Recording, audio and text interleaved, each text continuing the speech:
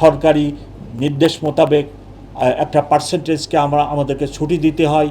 তারপরেও আমি চাইব তাদেরকে বুঝে বলতে যে যেহেতু ঢাকাবাসী ছুটি যাবে, আপনারা ছুটি পরে যান, আমাদের ব্যবস্থাপনাটা আমরা করব, কিন্তু আপনাদের মাধ্যমে ঢাকাবাসীকে আমি অনুরোধ করতে চাই ওনারা যেন ওনাদের নিরাপত্তা ব্যবস্থাটা ঠিক রাখে।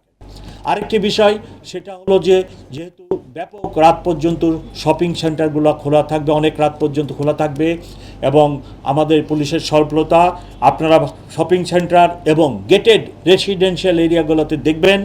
আমি আমার মেট্রোপলিটন পুলিশের আইন বলে অক্সিলারি পুলিশ ফোর্স নিয়োগের ক্ষমতা আমার উপর আছে।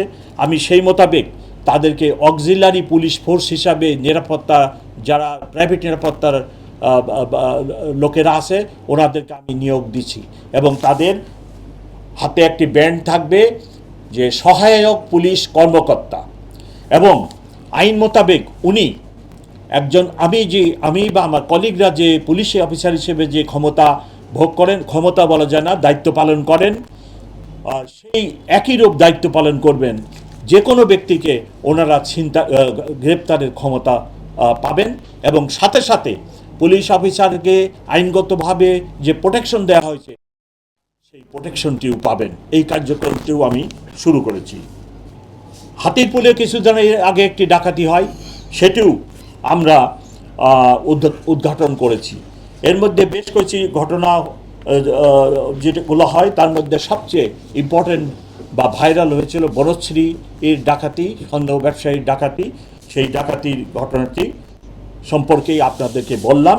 ওই ঘটনার যিনি ভিকটিম ছিলেন জনাব আনোয়ার হোসেন, উনি সুস্থ আছেন, আল্লাহ পাক ওনাকে ভালো রাখছেন, উনি সুস্থ আছেন, ওনার জীবন নিয়ে আর কোনো শঙ্কা নেই। এই হলো আপনাদের কাছে আমার আজকের বক্তব্য। আপনারা ঢাকাবাসীকে আমার এই বক্তব্যটা পৌঁছে দিবেন, এটাই আপনাদের কাছে আমার অনুরোধ। পেশাদার এর সাথে আরও পেশাদার আছে, এরা পেশাদার, এবং আমরা এখনও বের করতে পারি নাই 17 সালে নাকি তারা একটা ডাকাতি, এই স্বর্ণ ডাকাতি করছিল, সেইখান থেকে আমরা শুরু করছি। সেইখান থেকে শুরু করে আরও গোপন কথা আছে যেটা আমি আপনাদেরকে বলতে চাই না।